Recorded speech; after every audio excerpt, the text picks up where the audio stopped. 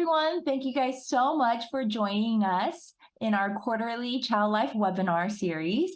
Today, we are so excited to have Laura be our guest speaker. She is going to talk about some amazing topics that's going to cater to both our students and certified child life specialists. So I'm not going to take away from her experience and her knowledge. I am going to turn it over to Laura. And I know we have folks trickling in, but for the sake of time and to respect everyone's time, it's 12:30.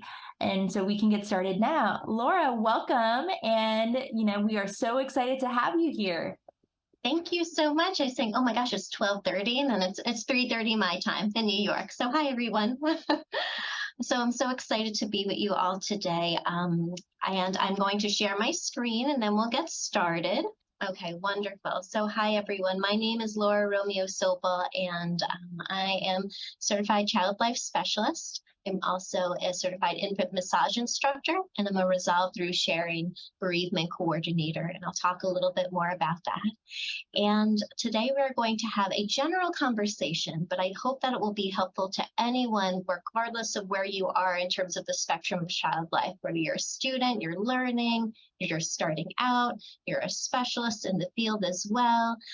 So I hope that it's helpful. So I just wanted to start off by talking a little bit about me and my journey, as I have a little bit of a different one.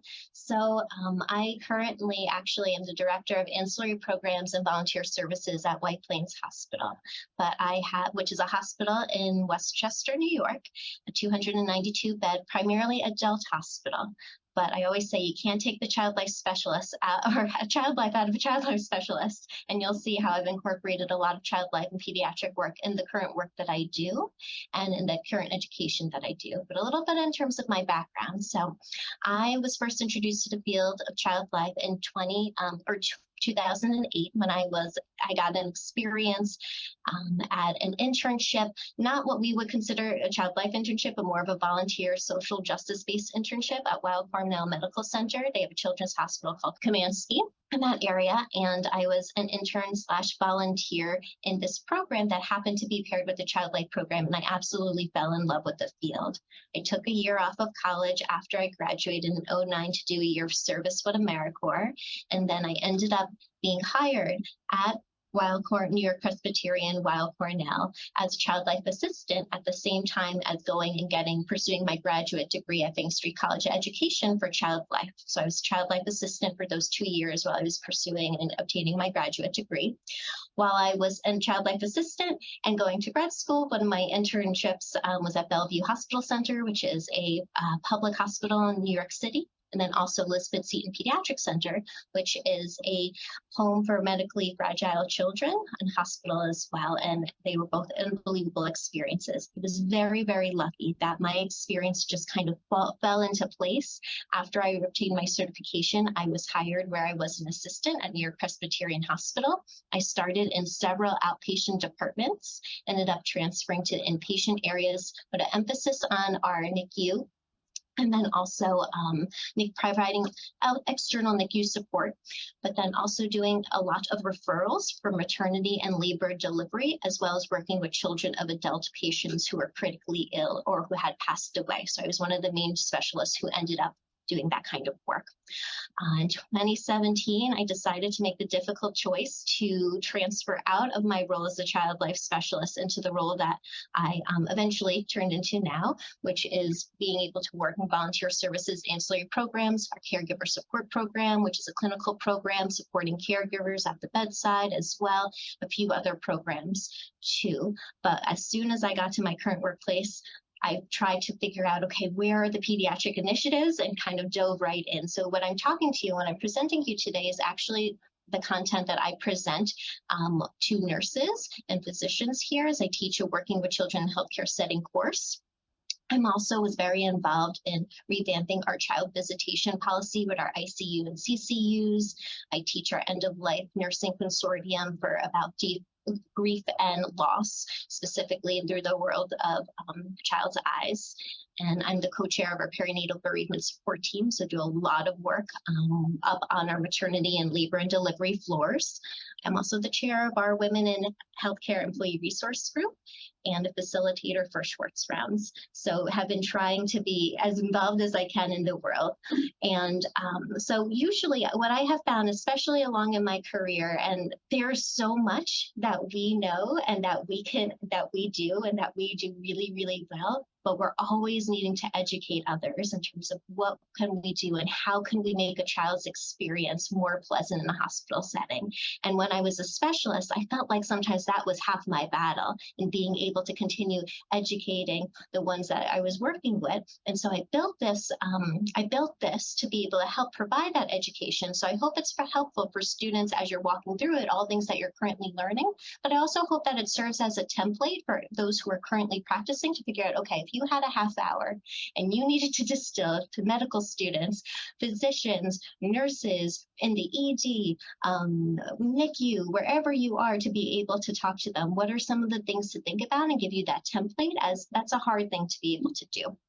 But we're going to jump in, be able to talk about just in terms of what are the objections for having this conversation, regardless of if you're student learning or you're another type of clinician working with children. So we want to be able to understand the psychosocial and developmental effects that a hospitalization or healthcare experience can have on someone ages 0 to 18. We want to be able to understand the unique and age-appropriate developmental needs of our patients. We want to be able to understand and think of easy ways to build trust and rapport, as that's really key to having those relationships with your families that you're working with. We want to feel more confident in communicating with pediatric patients, helping to normalize their experience.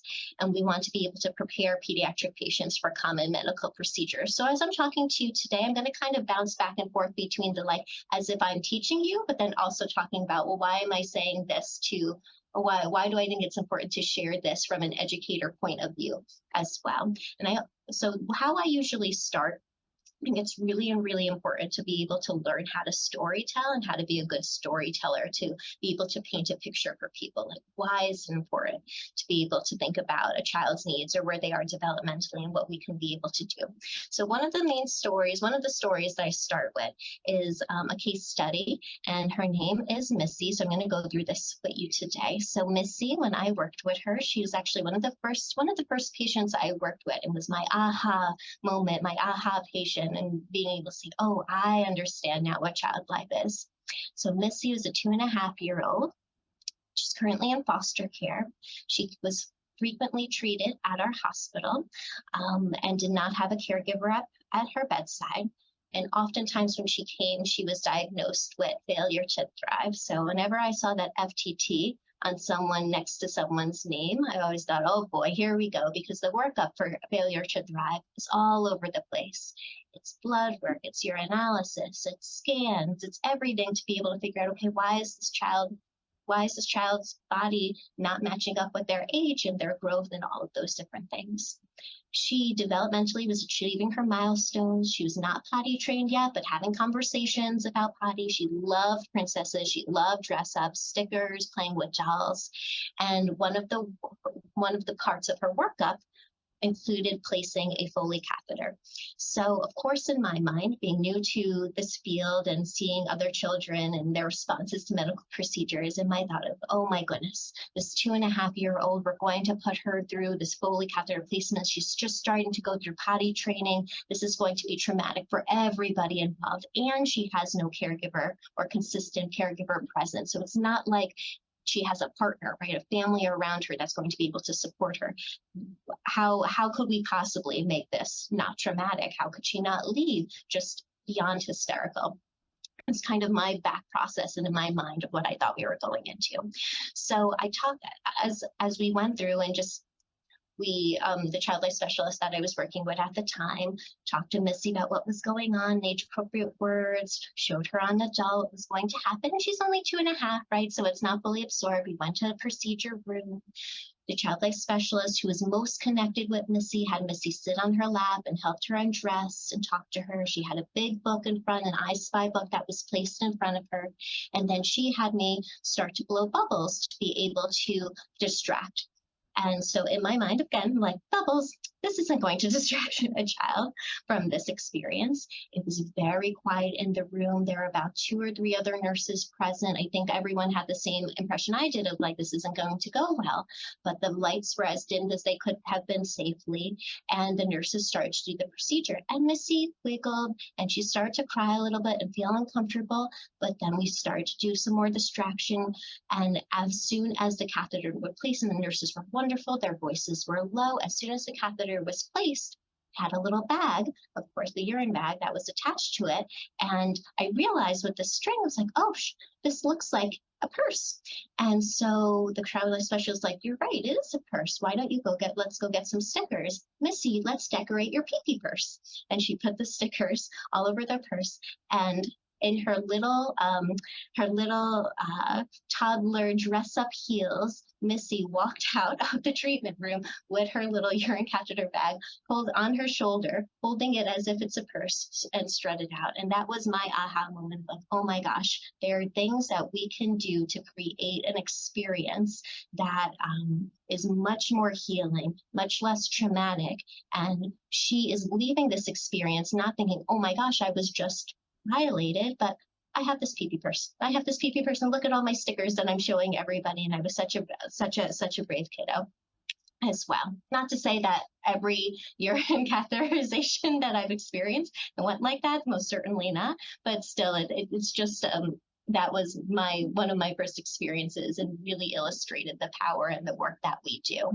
So what do we know? We know that providing developmentally appropriate information regarding healthcare experiences, allowing for emotional expression and surrounding children with love and being able to form trusting relationships with the healthcare professionals that they work with are going to lead to all of these things: lower levels of anxiety, increased cooperative behaviors, less time on narcotics, higher caregiver satisfaction. All that's been shown in the literature. We can always pull it up. What hasn't been shown, or that I can find yet, is that it's a lot easier for healthcare staff to cope, right, when your patient is doing well. But when I'm talking and when I'm explaining, it's like, well, would you all agree that a child who's coping better is an easier patient to work with? Like, absolutely. So these are things that we just know in general. And it's important because we see that children's medical needs are evolving and they're becoming more complex. We're seeing that their special healthcare needs are just increasing year after year. We see that children with autism spectrum disorder and mental health and developmental disabilities, that's increasing as well over time and in general. And part of it is because of better diagnostic tools, right? Part of it's because we have children who maybe or children who are born younger who have these amazing life-saving technologies now, but then they're also needing to live with all the complex needs that have helped their better survival rate as well. So we have more kids who are defeating the odds just in general at baseline, but then they're coming, right? They're living, they have to live with all of these different things. And so it's important to know that sometimes when you're working with a child who may be presenting as all okay, and especially in my hospital, I always say to individuals that, like, you don't know, they're coming to our hospital because they're having a bad asthma attack or they want to get tested for COVID, but you don't necessarily know, especially because we're not a children's hospital, all of the underlying things or experiences this child has had before. But what can we do? So some hospitals, right, have child life services and dedicated staff and specialists and musics and art therapists and Department of Education teachers to be able to address. But even if you don't have those areas, right, there are different things we can do. We can educate our staff. We can educate our staff on basic child life development, simple ways to be able to support and prepare them for procedures, developmentally appropriate language, and ways that they can build trust to make things a little bit easier too. So now I'm going to go on. Now this is usually when I pivot and start to then dive deep into a really, really quick, abbreviated. So children, different developmental stages. So we're going to run through that together so you can see examples of how I kind of talk about it to the staff that are here. So when we think about our infants, 0 to 2, even though you have your baby, and then 1 to 2 is very different than 0 to 1, we think about how they're learning through their senses. They're developing their trust. They have that attachment to their primary caregiver. The separation anxiety is certainly there, and they're starting to imitate and copy all different things that you're doing.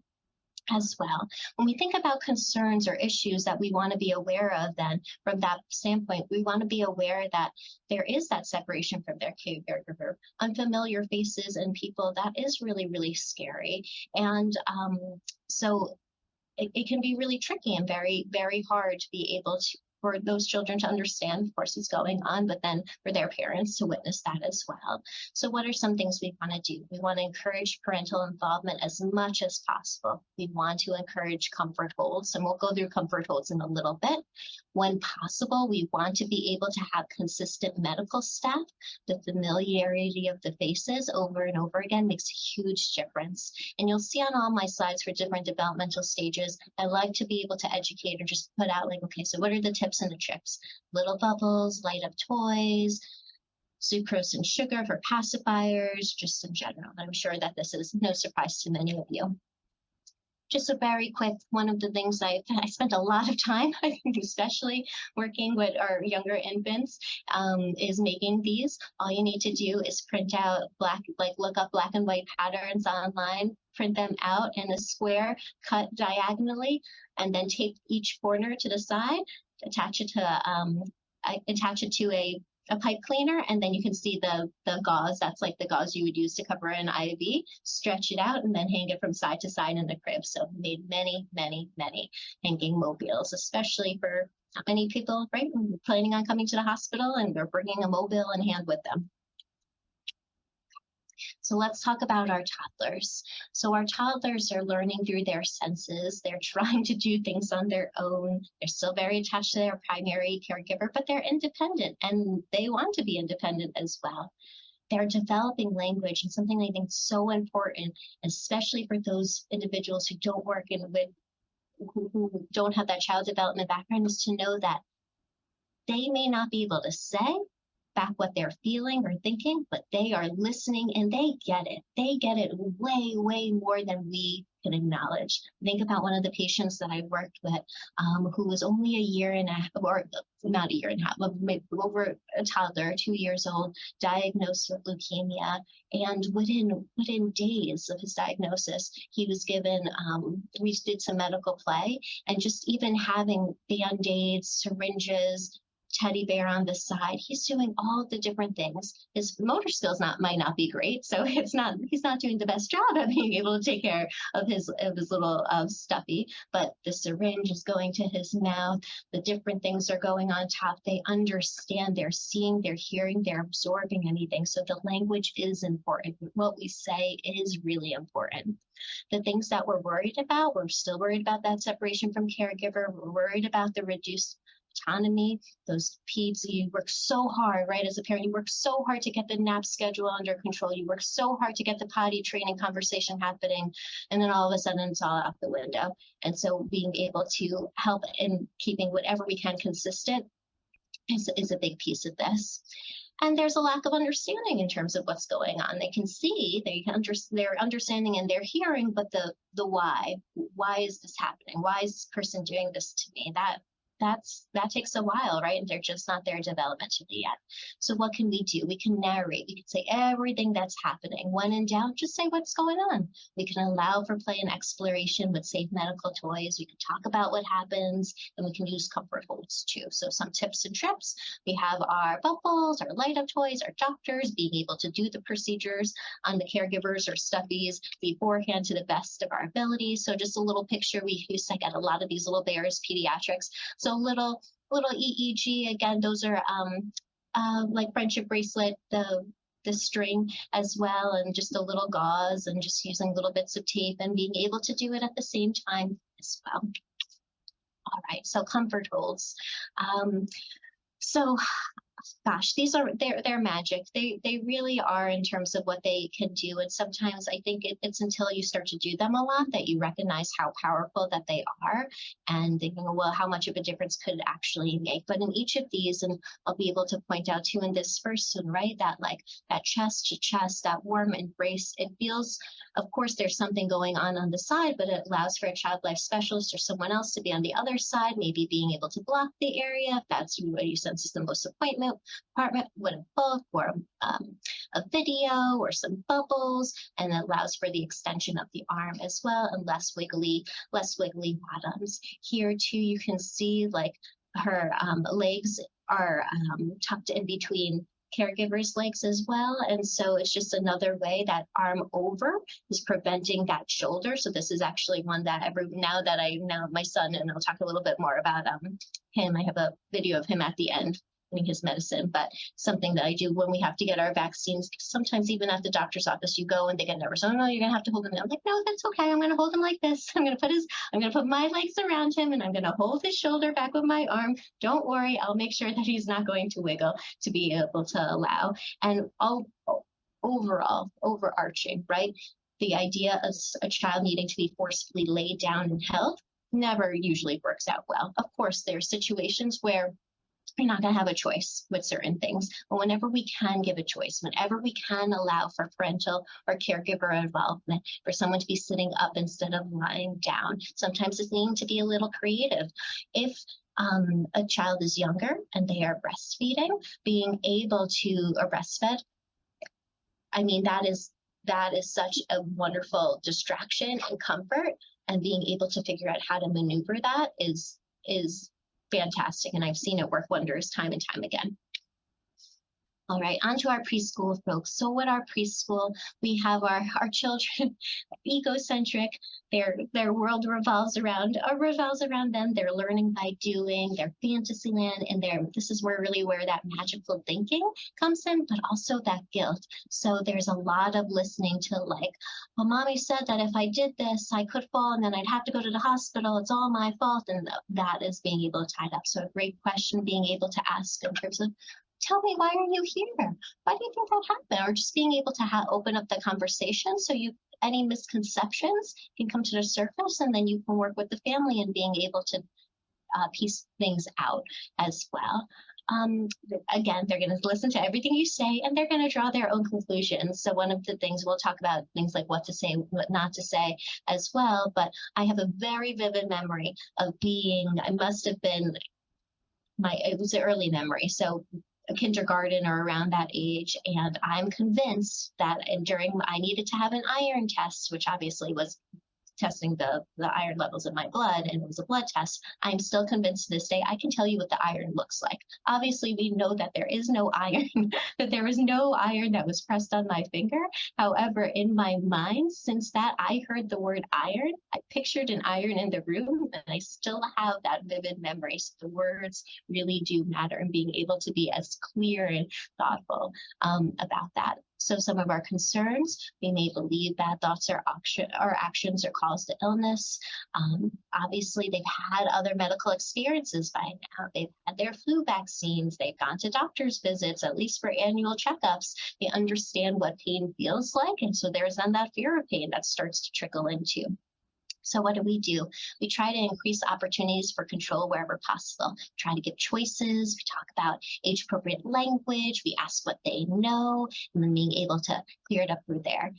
Tips and tricks, find out what they like and Google it. You don't need to be an expert on all of the up and coming or new things. Just find out from the family, okay, what's that new TV show they like? Do a quick Google search and be able to figure it out. The whiteboard, if there is a whiteboard in the room, in the patient's room or area, always have a dry erase marker on you and draw, even if you don't consider yourself to be someone who can draw. I certainly cannot, but being able to write the name and then do a little sun or a little duck or a smiley face or an ice cream cone or what's your favorite food, and trying to draw that out. Or if the board is low enough, giving them the dry erase marker and letting them personalize their board as well. Playing a lot of different play with medical supplies, and I'll show you some examples of that as well as we go on. So preschool, here we can see their American Girl doll. She got her EEG at the same time that this patient was getting her EEG as well. So we did that together. Butterfly Band-Aid, such an easy thing, right? Such an easy thing, an easy way to be able to make something that's a little bit scary just not as scary and cheap. All right. So what you say versus what they hear. So here's some examples of just different things, and I think this is also often the slide that I get the most laughs or giggles from the medical staff that I go through, because it's not stuff that they think about often. So stretcher, oh, my body's getting stretched out. IV, poison ivy. Shot, they're thinking about gunshots as opposed to what that is. A blood draw, like a picture of a blood. Flush. Like, who would know, right? Oh, only toilets flush. Cat scan. Oh, I'm allergic to cats. I can't have cat. All of those different things. And I think my favorite situation that I was in was going through preparation with a child and just talking about IV placement, talking about the alcohol swab, and saying, "Oh, the alcohol swab. Oh no, that's only for grown-ups." I'm like, "Oh, no, we won't be drinking any of the alcohol." So it's just to be able to have that awareness. Moving right along to our school-aged children. So they're used to being more independent. They have their routines. They have their own forms of self-care. They have their friends. And here is where, 5, 6, 7, really starting to understand past versus present versus future and what different things mean in the context of if it's a life-altering, changing medical diagnosis, or even if it's just a one-time medical experience, what this means. Does this mean I can't go to the birthday party next weekend? Does this mean I can't go swimming anymore over the summer? And being able to think about that and then being affected by it.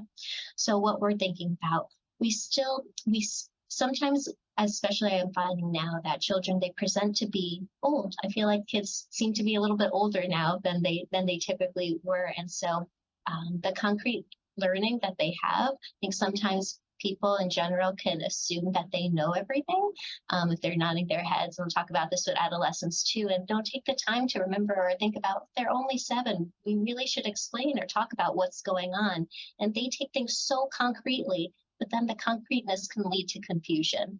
The concreteness of, oh, if I take this medicine, I'll get better. But then they take the medicine and they don't get better, and being able to think about what that actually is. Self-esteem, they're building up their self-esteem, and this can certainly throw a little bit of a wrench into terms of the identity and the plan that they have, and then that fear of pain too. So intervention, preparation all the way, a lot of involvement in care and teach back, being able to ask them, so you show me, you tell me, you must be an expert on this, please tell me a little bit more. Giving as much choices as possible. Again, just because a child presents as older doesn't mean that we shouldn't offer to flavor the medication, or that doesn't mean that we shouldn't offer, do they want the red Band-Aid or the blue Band-Aid or any of that kind of stuff. I think adults should be offered all of that stuff too, but it's still being able to give as much choice, and then to allow for self-expression, allow for activities to be able to get out some of those feelings that someone is feeling too. So tips and tricks, medical play, iPad videos, notebooks to write down as well.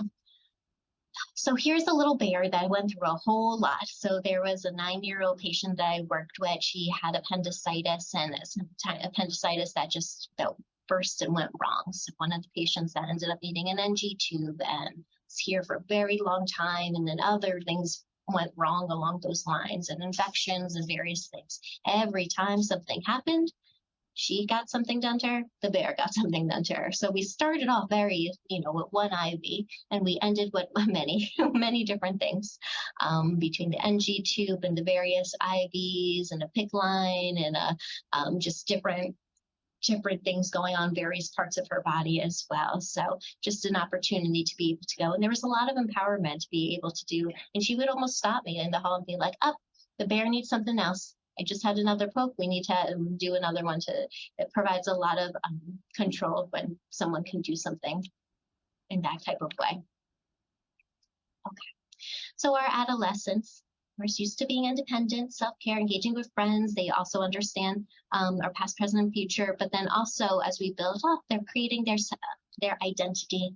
Body image, of course, huge thing, privacy, but there's that connection, right? Like, they're not totally independent. They have their caregiver who's very much in charge and responsible for much of their care, but then also there's a separation too. And so we think about, we want to be aware of the lack of privacy and then their less independence that they currently have, changing body, the impact that this is going to have on school and friends. And we want to be able to, again, as I mentioned, with the younger school-age kids too, we still want to be able to allow for choice and provide them as much choice as possible. We don't want to assume they know anything. We don't want to assume the head nod means, yes, I get it. We want to be able to engage just as we would with anybody as much, and allow for them to be able to talk. And we still want to offer the distraction, offer to play I Spy during the things, offer to play. My go-to game, to be honest, especially during pick lines for some reason, just seemed to be the thing that felt the easiest, most comfortable, and was easy for me to pivot, was this or that, being able, okay, like ice cream or candy, lake or beach, and like we would just have a list of things as someone was going through their pick line experience, to be able to, or pick line placement, which is, a pick line is a line that stays in one's body for a little bit long, or to be able to get some more intense medication. So for many kids that are older, instead of doing that under sedation, it's something that would, a little bit of numbing medication can be done easily awake, and provided, again, preparation, talking to them about it, going through pictures of what's going to be like, talking about, okay, what are the different points that we need to think about, but then what's the plan for being able to get through it. All right.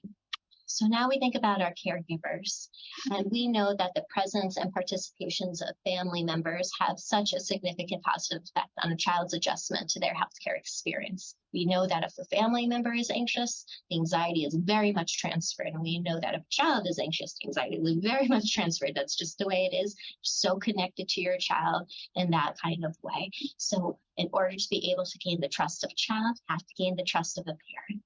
Parent trusts you, and you're more likely to have the child be able to comply and trust you as well. So some different things to be able to go through. Of course, being able to think about, okay, what does your child call you? Or being able, and actually, I think I realized I even said that wrong, and said sometimes not assuming until you know for sure what is the relationship, but then being able to ask, oh, what does Bobby call you? Instead of assuming something, that name. Once it is established that there is that relationship, I always think a great question to be able to go through is, how did you pick your child's name, regardless of how old they are?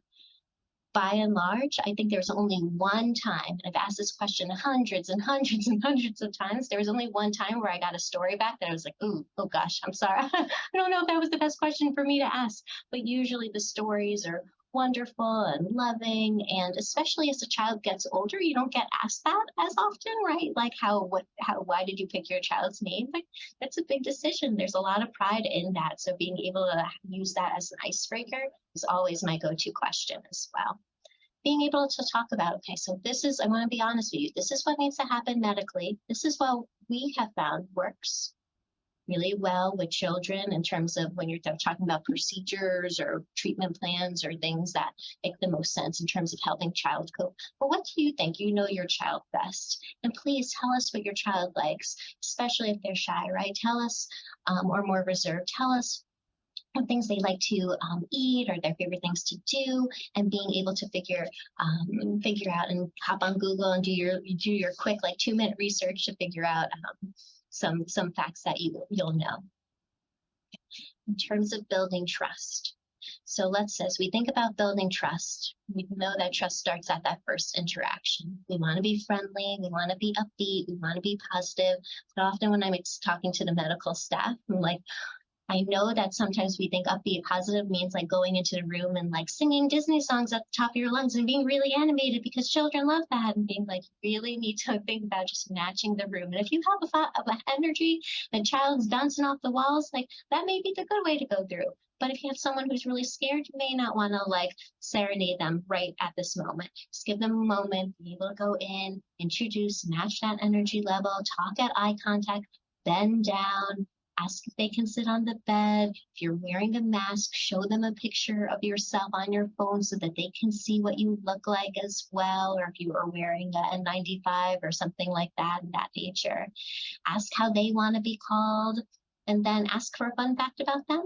And then you share a fun fact and make it fun, make it special. You love to dance. Your favorite movie is Moana, whatever it is, just to be able to build that rapport. Don't skip over. It doesn't take a long time, right? It doesn't take a long time to share one small little fun fact about yourself, but that is what a child's going to hold on to, and it's going to make it easier for you when you come back and you need to tell them, okay, here are all the things we need to do medically, and that they may not want to be able to do. Moving along, we're going to talk a little bit about preparing for procedures. Okay, so there is no perfect way to speak to a child about things in general. And sometimes we get so nervous about wanting to be able to say the right things. How should we say the right things? And we're going to go through some examples in a little bit.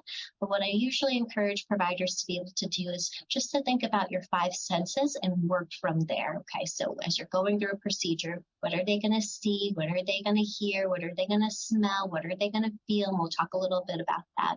In terms of being able, it's okay to also acknowledge that everyone feels things differently. Some kids have told me this feels uncomfortable. Some kids have told me it feels like it's a Band-Aid coming off. But I'd really love to hear what you think afterwards. So I'm going to ask you afterwards, what did that feel like to do? And then actually following up and asking them as well. You want to really be able to clearly state their role and provide the choice. So your job is to keep your arms still. Would you like to listen to music or watch something on your iPad? Should I count to 3, or would you like to count to 3?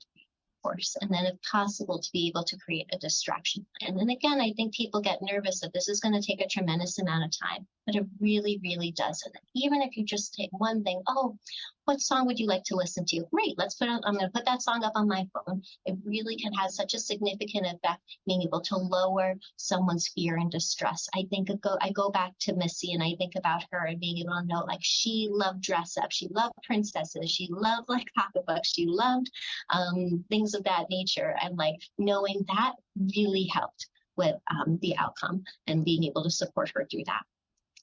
During procedures, so I always encourage one voice, right? And the one voice should be that of the child and their caregiver. Having the caregiver that's present and supporting the child, taking the lead. I know sometimes it makes us feel better, and we're humans and we're really empathetic people too. So people want to be able to be like, good job, good job. But what ends up happening is that everyone then is saying good job, and the good jobs get louder and louder and louder until it's like so loud in the room and everyone's shouting like, you're doing a great job, stay still for 1 more minute. So if we just say there's one voice, and that one voice is going to be the caregiver, and the caregiver is going to be the one who's going to be up next to the child, being able to talk to them about what's going on. That will help avoid the power struggle, all of the other players involved. That being said, we understand, of course, we're going to try to always to do our comfort holds when we can do our comfort holds. And we try to spin things in a positive way. I know you're trying your best to stay still. I'm going to help you by giving this tight hug, being able to use, or I'm going to hold you. I know you're working so hard to stay still. I'm going to hold you just so that you can feel as secure as you can. We want to avoid the patronizing and try not to say like, oh, it's not so bad, you're a big kid, any of those things that still, they still exist, right? Even though I feel like much has changed even from when I started doing child life, in terms of not as common for folks to say that quite as often, but still, right? And sometimes it makes us feel better, be like, it's not so bad. You're trying to make everybody in the room feel better, but we want to be able to avoid that.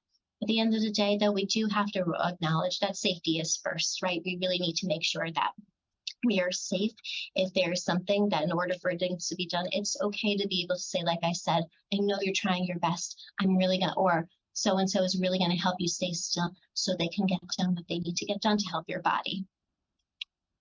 So after the procedure, you want to be able to try to find a success. Right?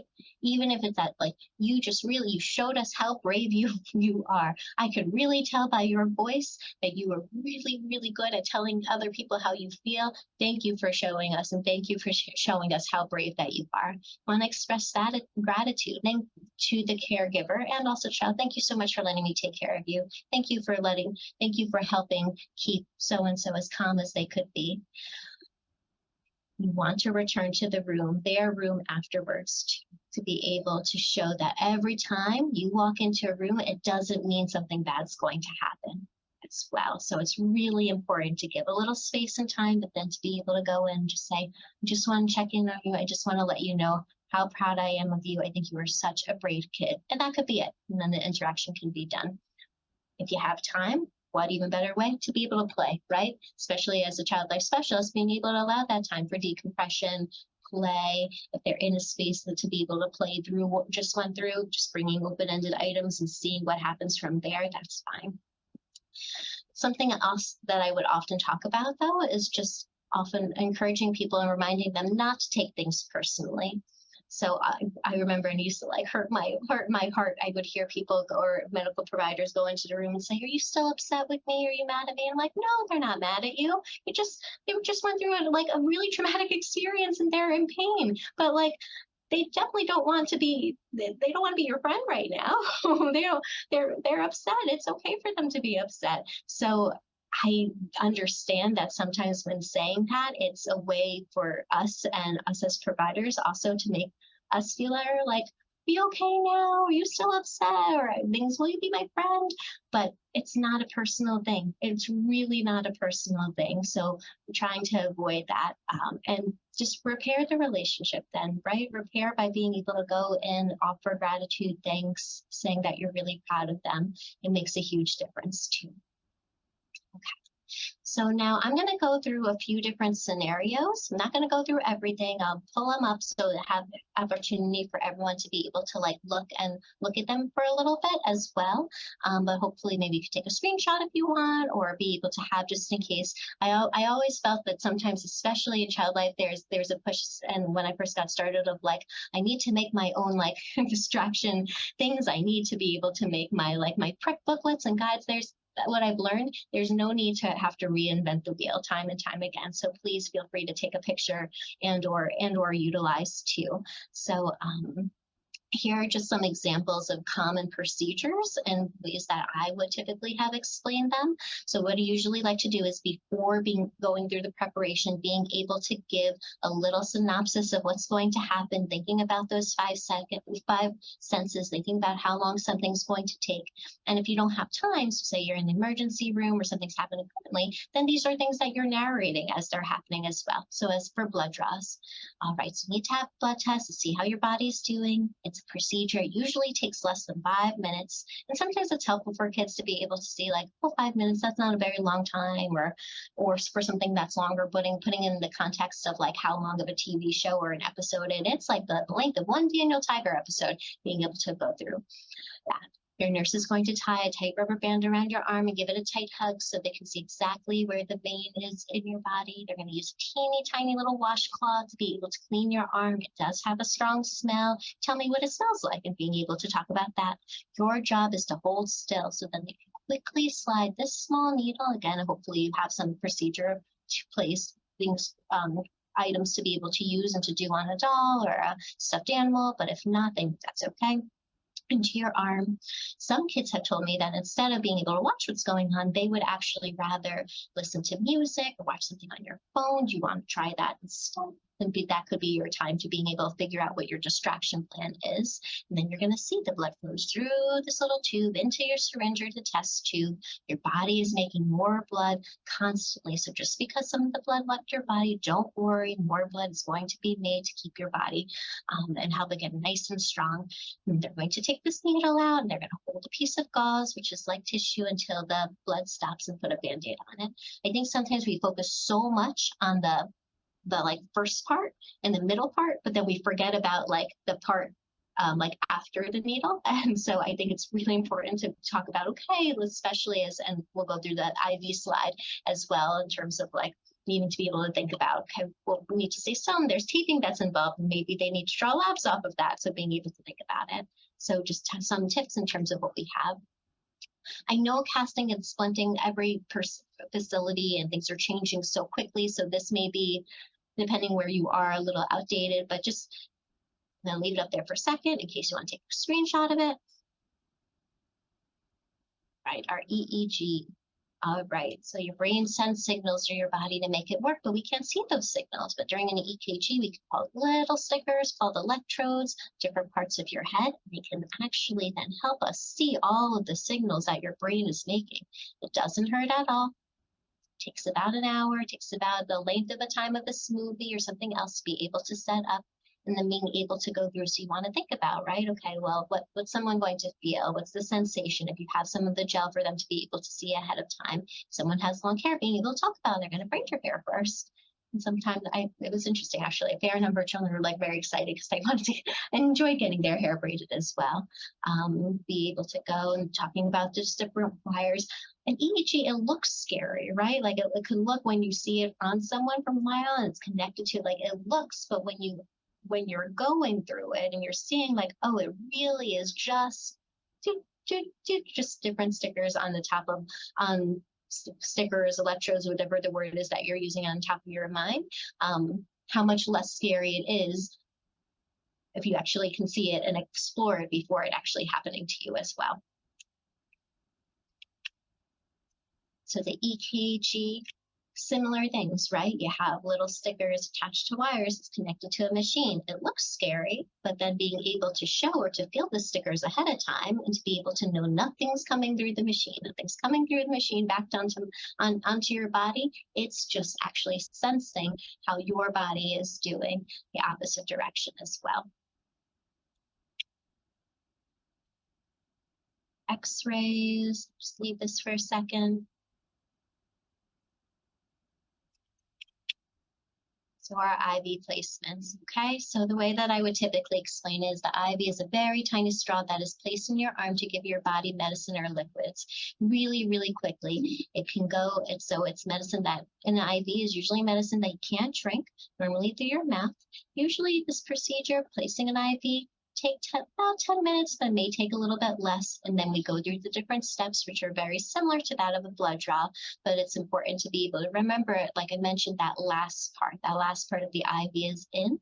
And also, my dad, maybe like 2 years ago, he had to have an emergency kidney stone removal surgery. And I walk into his room and his arm is straight. I'm like, Dad, what are you doing? And he's like, the IV's in my arm. And it's like, you can bend your arm, and you're just like, no, needle. And I was like, no, there's no needle. So again, like if you're not in the healthcare world, if you haven't had this experience, the IV can be a scary and or a new thing, right? And so I think sometimes, again, healthcare providers and professionals, we're used to it, but it may not run dawn on them that an adult might be nervous or think that the needle is still in their arm. So being able to show kids, right, the IV in, click, the needle part is removed, showing them the needle in there. Like I would carry around just on my my ID, just an IV minus the needle part of it, just the catheter part all of the time, just because to be able to show